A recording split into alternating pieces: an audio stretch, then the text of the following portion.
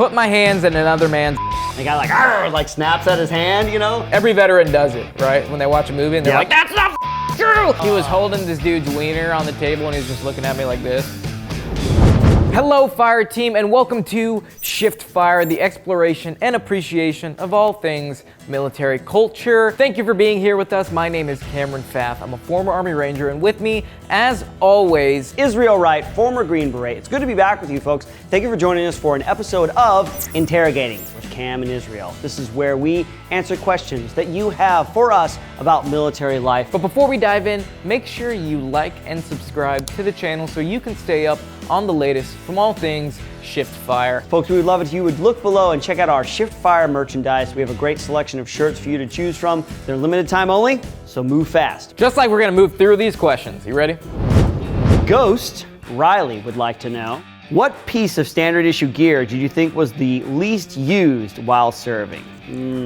Ooh, the IOTV. I've never used my IOTV. It's still in plastic to this time because I have my own plate carrier because I think that thing is stupid and it's bulky, and there's way too much molly on it, and it's not very intuitive to the infantry. It needs to be, you need to be lightweight, you need to be able to fight in it. Yeah. I don't think you can fight very well in the IOTV. I don't think I used my IOTV either, but there were attachments that you got issued that like you didn't even see people wearing them, and you never wore them. Yeah, it's because it's big, it's bulky, the thing weighs you down. I would love to rephrase this and be like, what's the greatest piece of equipment that they issue you? Hey, it's our show. You know? And it's 100% the poncho liner, also known as the whoopee. It's literally a blanket that they give you, and it's like the most comfortable. It's so warm. When you wrap yourself, it feels like a nice warm hug from a really old friend that you haven't seen in a long time. The whoopee's the greatest thing ever. Yeah, whoopee's pretty great. This question comes from Proxima Centauri, and they want to know, it's a bit of a long trip. Yeah, which sci-fi or fantasy world would you most want to operate in?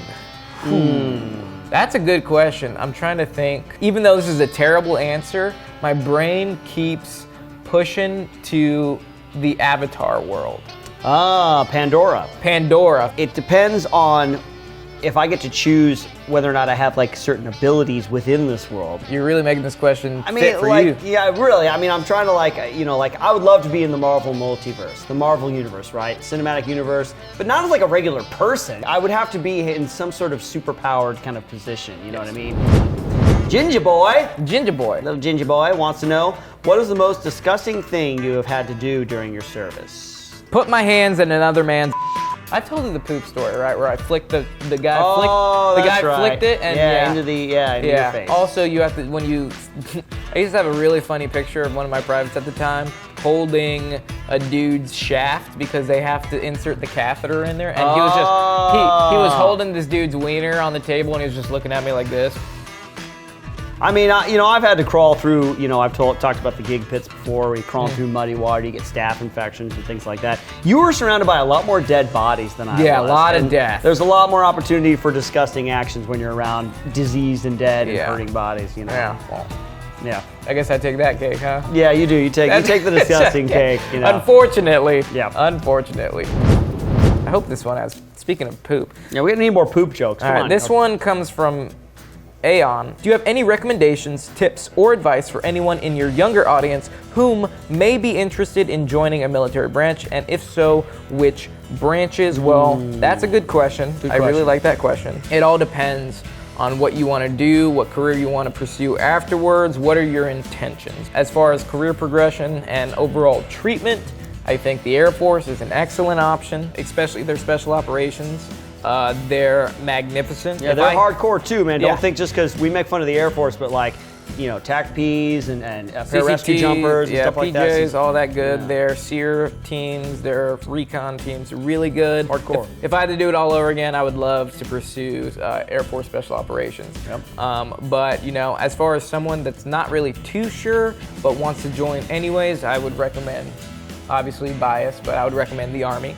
Army is the largest force that we have. Yes. It's the most well-funded. It's completely self-sustained as well. It has a lot of opportunities on ground in it and stuff. Yeah, exactly. Yeah. If you like water, they got the Navy or the Coast Guard. Examine your reason, examine your why, right? You have this feeling like you want to join, examine that. Make sure that it's a well-grounded reason and stuff. And honestly, if it's as simple as I got nowhere else to go, I got nothing, I'm from a small town, not a lot of opportunities and stuff, that's an okay reason. That's a good reason. It'll get you out of there. One of the things is I had never left the United States, the continental United States. I'd never fired a gun, I never really traveled or anything like that. I'm a big advocate of the military. I think it's a great opportunity, especially for those that might be on the wrong path. But just like Israel said, you need a really good reason.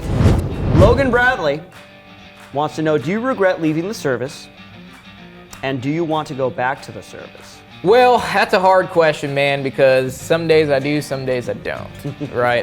The military was one of my passions, right? They say if you're good at something, stick to what you're good at, find something you enjoy doing and figure out how to make money doing it. It's like, the whole cliche or the corny saying where it's like, if you do something you love, you never work a day in your life. Mm-hmm. And I love the military. If you're a single soldier and you can do it, do it. But when you start, maintaining or getting into relationships, start wanting to start a family, the other things that the military doesn't really jive well with, you're gonna have to start making sacrifices, you're gonna have to start making compromises. I think I made a good decision of getting out when I did. Mm-hmm. Do I miss it? Every day.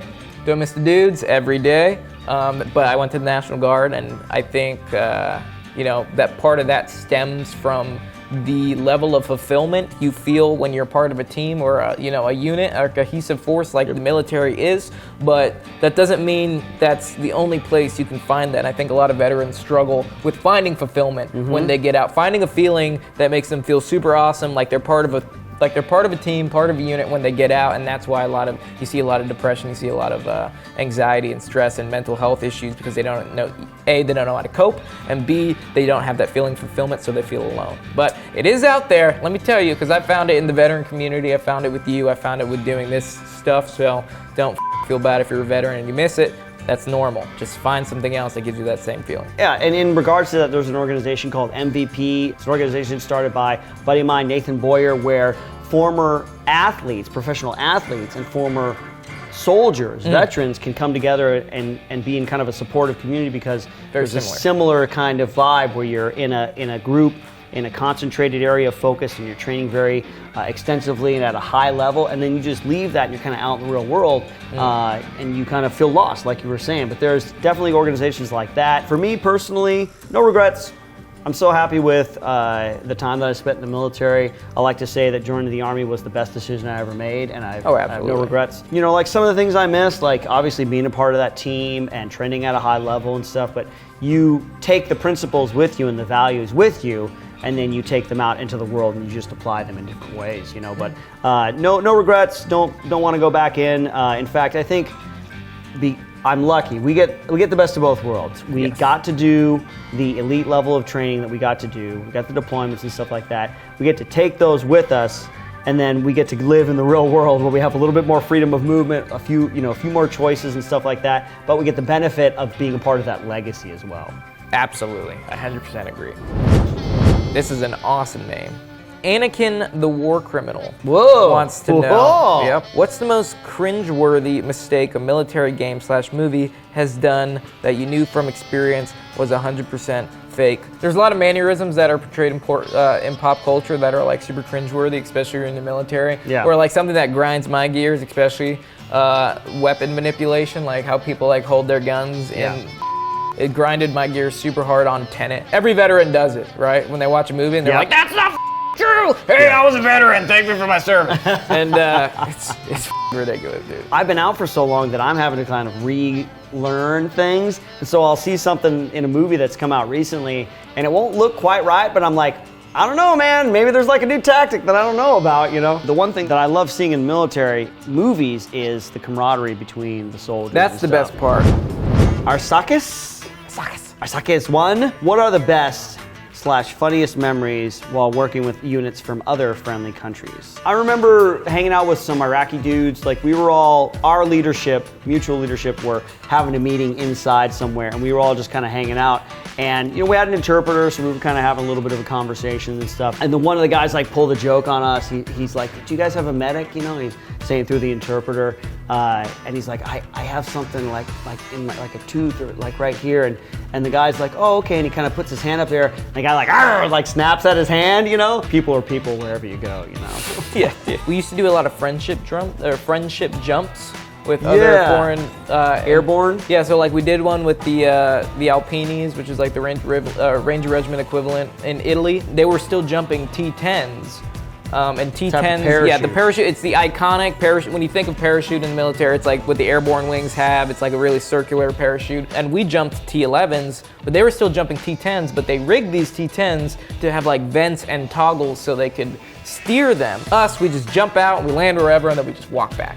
These literally jumped out, and they just steered to the Alpha, and this dude just comes in super hot, and he like flares, and just lands standing up, and everyone's like, "Whoa!" And he landed standing up, like literally right next to us. Everyone's like, because we'd never seen that before, and it popped us up. It pumped us up, and that was a really fun memory. That's cool, man. Yeah. All right, Cashew, like the nut, wants to know: did you want to do special operations when you first enlisted? Interesting question. I had no idea that I was going to join the Army 2.5 weeks before I walked into the recruiter's office. So I walk into the recruiter's office and I had no idea what I wanted to do. And they had like the videos that they show you of like, this is what it means to be a Ranger, you know, and they're made from like the 80s and stuff. The Ranger one was the one that looked the coolest. I wanted to do something that was out in the field. I didn't want to be in some like office or some, transportation hub or something like that. So yes, absolutely. I had a Ranger contract going into basic. And then as I've told the story before, Green Beret came in, gave a briefing. I had some dudes that I met that were also reclassing to go to the Q course, and they did a better job than my recruiter at the time. God bless them, you know. They just did a better job of explaining what a Special Forces soldier was. I was like, that's what I want to do. And so I had my contract changed halfway through basic training. When I went in, like I said previously, I wanted to be infantry. Yep. I had no aspiration. You know, I didn't know that you could, from the recruiting station, just get an option 40, 11 X-ray option 40, which is infantry airborne ranger, or I had no idea you can get special forces from just having that contract. I took my my ASVAB, scored 111, and my recruiter's like, hey, I got an airborne ranger contract, and I was like, what's that? And he's like, oh, it's like special operations, like it's like a specialized infantry. And I was like, I didn't even know that was possible. And I didn't know what Rangers did. I just know Rangers were like a cut above. Mm-hmm. And they were like, it was a specific, I didn't know it was a specific unit. I just thought like, Ranger school. Last question. Austin Wortham wants to know, if you had to go back in time and enlist, and it couldn't be the Army, which branch would it be, and why would it be the Marines? Great question. Good question. It would actually be the Air Force, and I would go and try to be either a CCT or a TACP, which is like their air controllers, because running and gunning is all cool and when you see it on Instagram, and then you do it and it's like, this is great, but then you work with them. Yeah. And you're like, okay, well, kicking in doors and supposedly shooting bad guys in the face is awesome, but it doesn't happen as often as you think.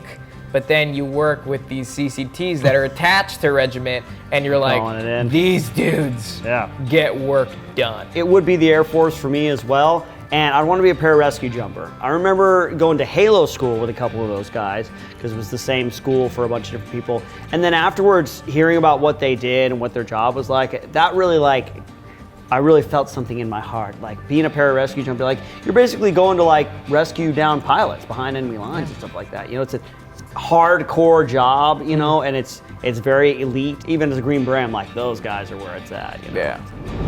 Well, folks, we really hope you enjoyed listening to Israel and I spout out about our random here at Interrogating Cam in Israel. We had a good time answering those questions. Hope you did too. If you want your question answered in the future, go ahead and comment on this video. Make sure you give the video a like, subscribe to the channel, and share with your friends. Hit that notification bell so you can stay up on the latest and greatest from all things Shift Fire. And as always, stay sexy, Fire Team. We'll catch you on the next one. The very Texas supportive.